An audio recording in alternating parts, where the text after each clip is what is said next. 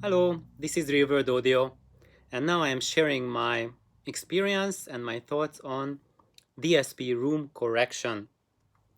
And I had the fortune to listen to a system right before the uh, outbreak of the pandemic. I think it was late 2019 or early 2020. And it was a very high level system in a room that had very good room acoustics. The system was fully optimized and extremely well set up, so it was not a hodgepodge system, like not a half-baked stuff. uh, and it was a Wilson Chronosonic loudspeaker with a Dan D'Agostino amplifiers, MIT cables, and I forget what the source was, but it was a very high level, very expensive DAC and very expensive source. And the DSP that was there was also a very expensive DSP unit. What was the name of it? I don't know. Why? Because, guys, when I listen to audio, I do not go by uh, consumer bias. So it means that if someone shows me a system, I don't even want to hear what the components are. Don't even tell me what it is. And even if people tell me what the gear is, I just wipe it out right away from my memory. I won't remember it, even if I want to. Only if I then, found the sound very interesting and then I go back and look at it. Okay, whatever. But first, I always make my impression. I always form my impression on the sound based on the sound. And when I listen to system, I close my eyes, and that's how I listen, to just let my brain process the sound fully and not let my eyes, my visual bias, fool me into thinking what I'm hearing, because the eyes are really, really powerful tools. And when you open your eyes, your brain wants to match what you hear to what the shape of the speakers are, what the shape of the room is, and you are hearing something quite subjectively different when you close your eyes compared to when you open your eyes. So it's not just that with closed eyes your brain has much more processing power. So basically, the focus of your consciousness is shifted to your hearing. And when you open your eyes, then the vast majority of the signal processing that your conscious thinking center uses is decoding the visual signal. And that's where the information bias is. And when you close your eyes, okay, now you can focus on the sound without any distractions. So, what did I experience with this system? And also in this system, the DSP was fully optimized as well to an expert level. So what it meant is that when I sat in the sweet spot, in the chair, there was a chair in the sweet spot, and if I sit there exactly at the dead center of the chair, and I had to basically, I was really straightened up because I was, very attentive and listening for the sound what I will hear. And it sounded very, very informative, very detailed, very precise. So the frequency domain, it really didn't have noticeable dips and noticeable highs. So it was really taking out the room out of the equation. It was really, really normalized, and it sounded pretty very different from how everything else sounds in that room. And I have heard that room many, many times, so I could tell that something different is happening now. And also, like in the many aspects of the sound were done at a very high level. However, what happened is that for the first song, I was just observing what I'm hearing, I was processing the information, and I found that it had like tremendously high resolving power, detail level, correctness to it, much higher than that system has without DSP. And then what I noticed is that I leaned back. And when I leaned back, it collapsed. It went away. It sounded bad. So I had to come back here. Okay. That's a little bit annoying, but whatever. And then, like, after the second song, that was getting like really painful to get stuck in this uncomfortable position. And I was trying out if I move to the left, move to the right, slouch a little, go up. And I noticed that if I do the slightest change, like this much shift with my neck already brought me out of the center. And the perfection was gone, even from this or that.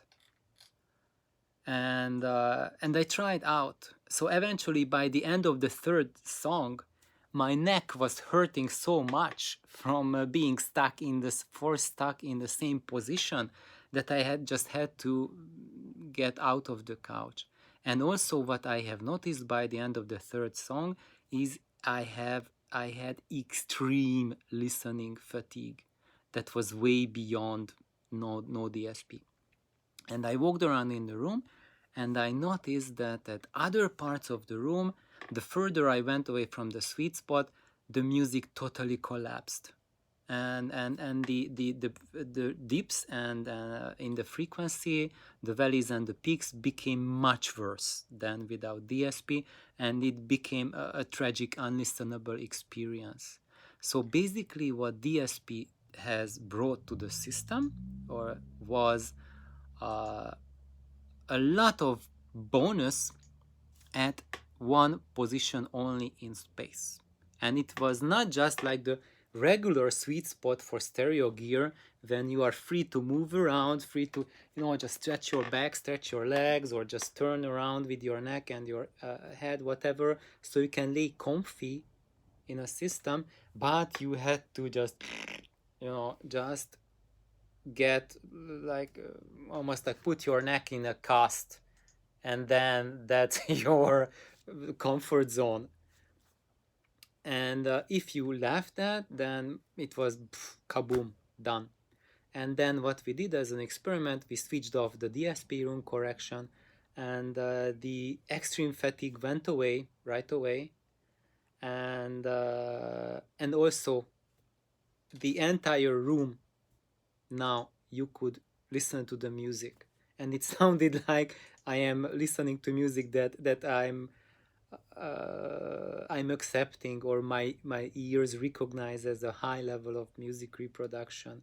And with the DSP, that privilege was reserved for the sweet spot alone.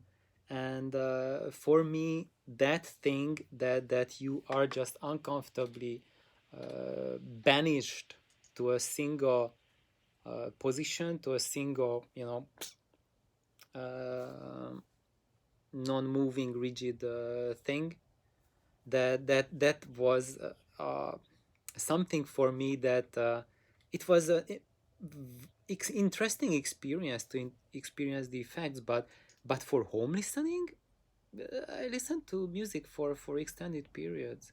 So for me, for a vacation, what I do is that I just stay home and listen to music for 16 hours a day.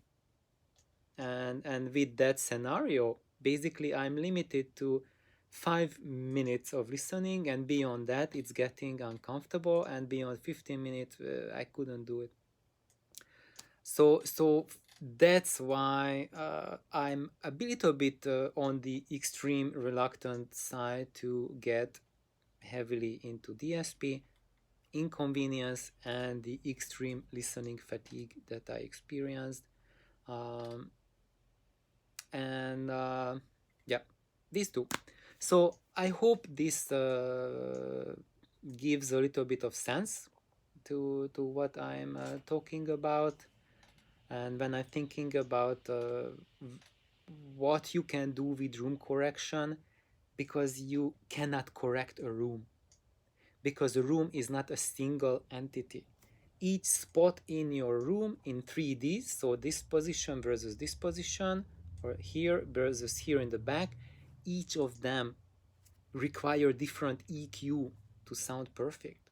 So if my ears and my head is right here, and I balance the output of the loudspeakers, so that, for example, here there's a 6 dB dip at 40 hertz, and let's say a 10 dB peak at 120 hertz, and I EQ those to 0, so it means that I'm getting those plus and minus with the amplifier. Then the amplifier will change the energy by that much. Now if I move my head here, and here instead of the 2 dB dip, I have a 5 dB peak, the amplifier is still giving me that extra 2 dB to correct for this position.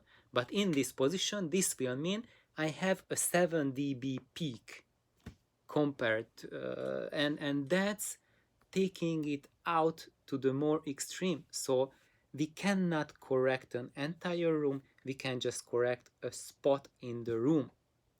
And that's why for me DSP is more of a limitation, because it forces you to a single spot. Now if you are okay with that, or if you don't listen to music for extended times, maybe you just want to listen for 10 minutes, 15 minutes, and that's it, then DSP will be your very best friend, probably.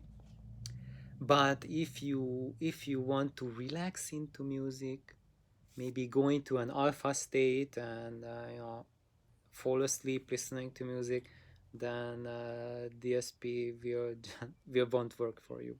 So I hope this experience is valuable to some of you, and if you have different experiences, please share them with me.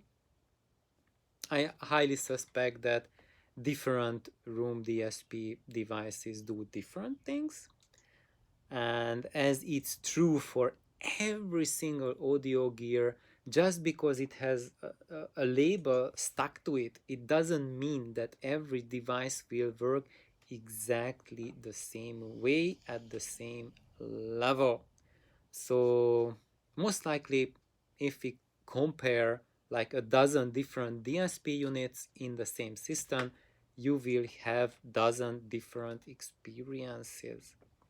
So let me know, guys, what you guys think, and I would be very curious about the fatigue, about the listening fatigue.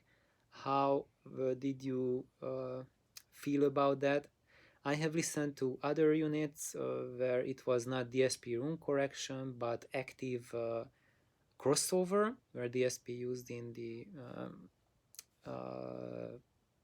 the system to drive multiple amplifiers, and there I also found the fatigue to be a very significant thing that bothered me greatly. And for me, listening fatigue is something that's a strikeout. So if a system shows up listening fatigue, I can't listen to it. That's not for extended listening. And on a side note, if there's listening fatigue in a system, we have listening fatigue because there's a distortion in it. Our brain lets us know that there's a distortion in the signal coming through by telling us, I have listening fatigue. So that's your brain telling you that it doesn't like something about what you are hearing. So thank you guys for checking in. Have an awesome day. Bye bye.